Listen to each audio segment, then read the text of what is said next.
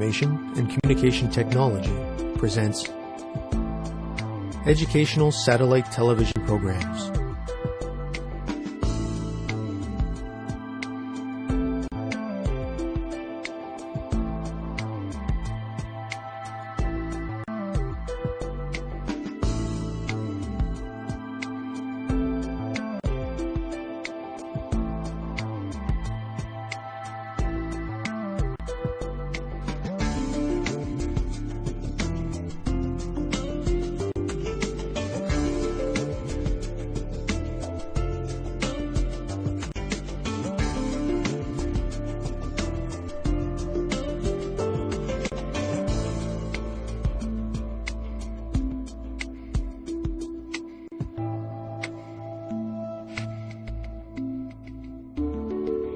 Hello, teacher. Hello, students. Welcome to today's lesson on pulse rate and blood pressure. In our last lesson, we learned about blood circulation and focused on systemic circulation.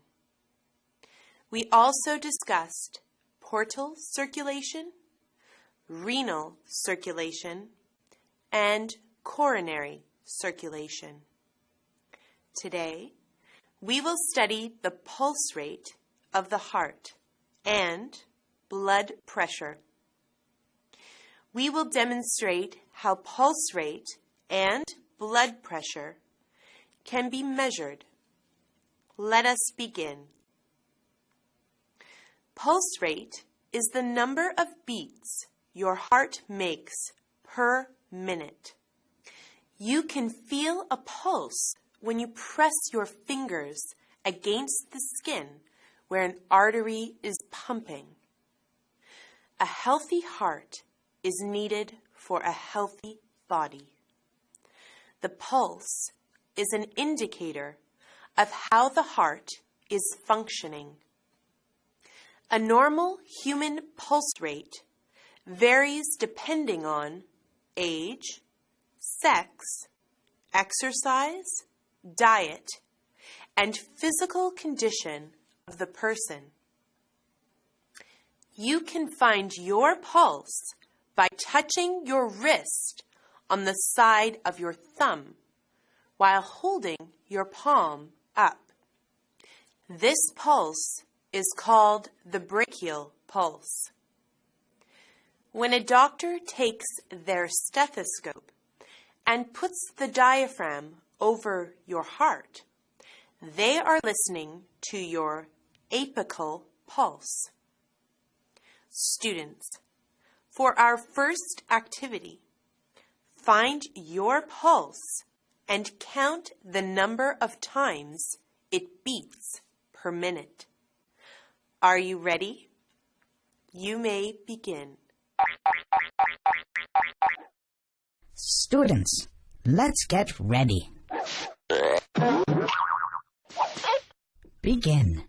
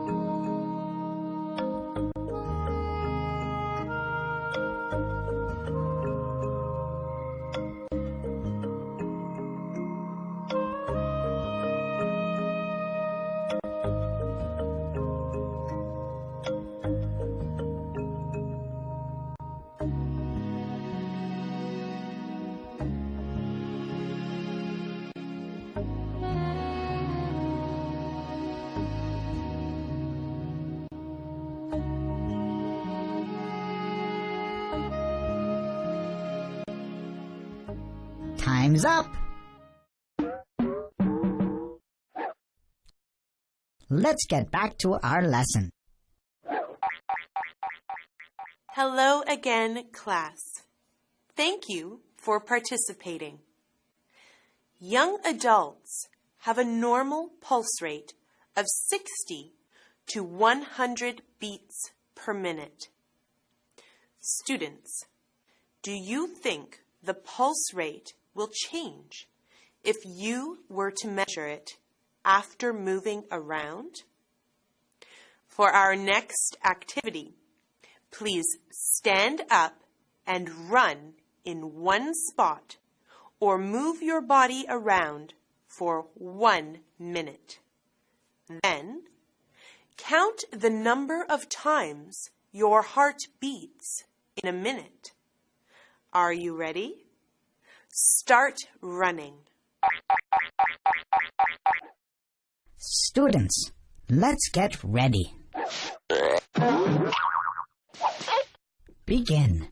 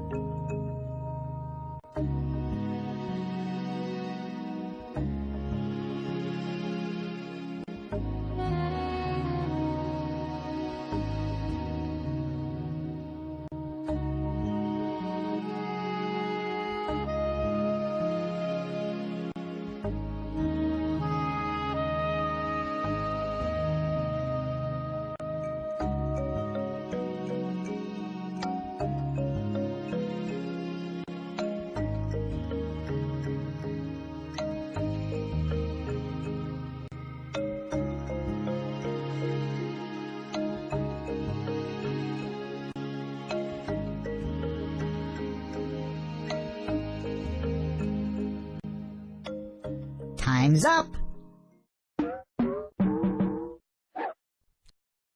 Let's get back to our lesson. It is nice to have you back. Now compare the number of times your heart beat while you were sitting to the number of times it beat after you moved around. What do you notice? You will see that your pulse rate is higher after the second activity.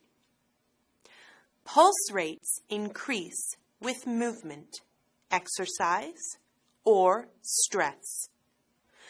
During these times, the muscles need more food and oxygen to work. So the heart needs to supply more blood. It does this in two ways. First, the heart beats faster, increasing the amount of blood flow. Second, the heart increases the amount of blood pumped out with each heartbeat. The heart does not beat at a steady pace all the time. It is important that the heart is suited to respond to the needs of the body. If people engage in regular physical activity, their heart responds by becoming bigger and stronger. Since the heart will pump more blood with each beat, fit people generally have a lower resting heart rate. Athletes can actually train in a way so their hearts pump efficiently and do not strain. The average rate for an athlete's heart at rest is often less than 70 beats per minute. Students, what are the 2 ways in which the heart works to supply more blood to the muscles? Students, let's get ready. Begin.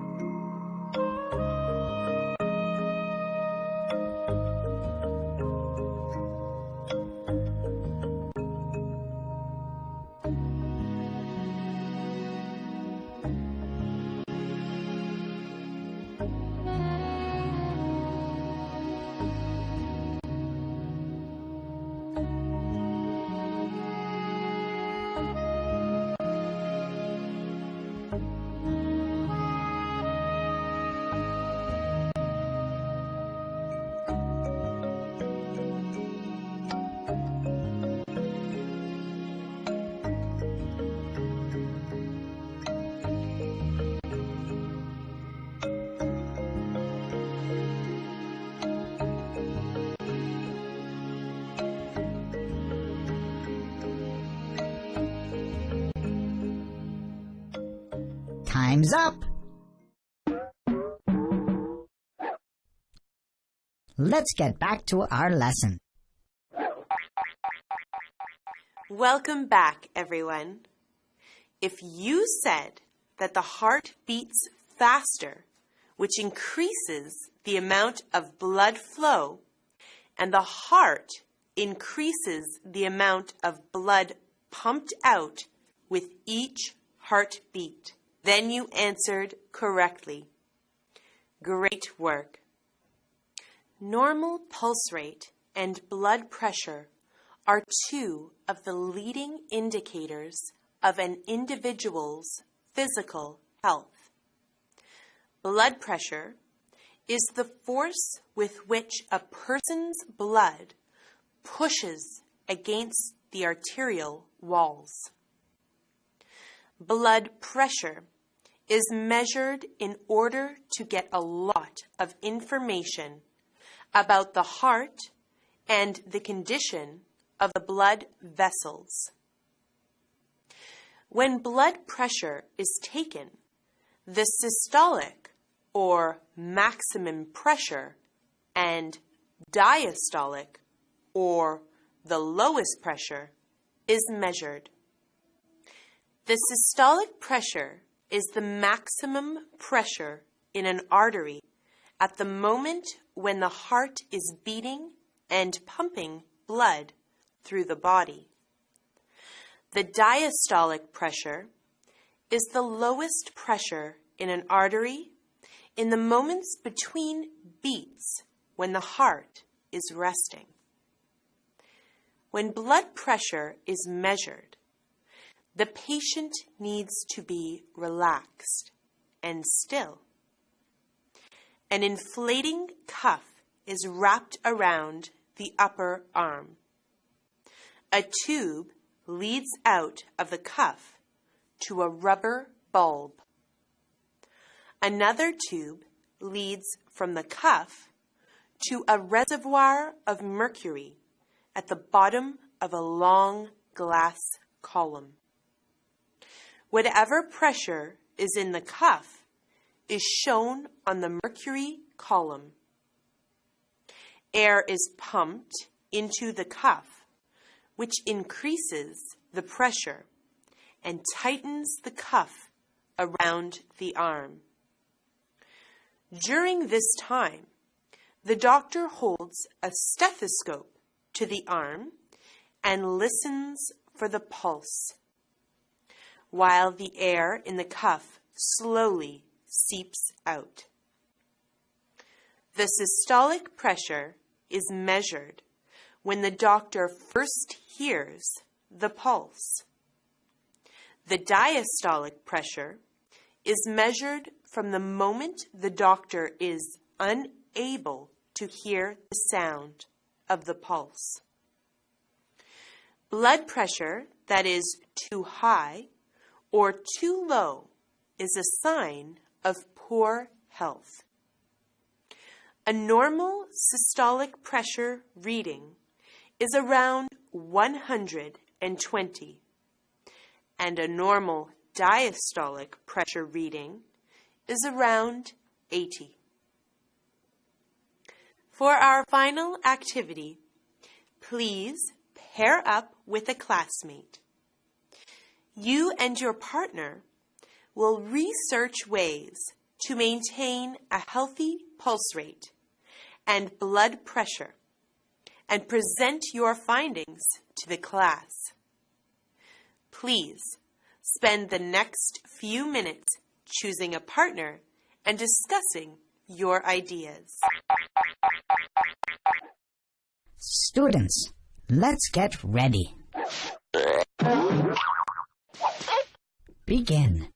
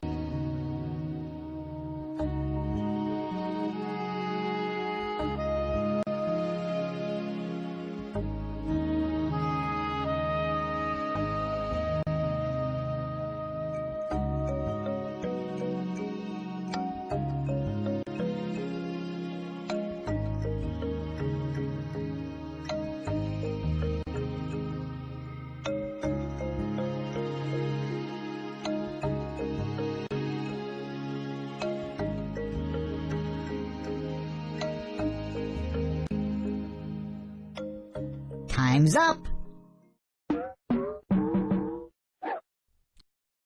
Let's get back to our lesson. Hello again, everyone. I am sure your presentation will be fantastic. This brings us to the end of our lesson. Today, we learned about pulse rate and blood pressure. Until next lesson, thank you, teacher. Thank you, students.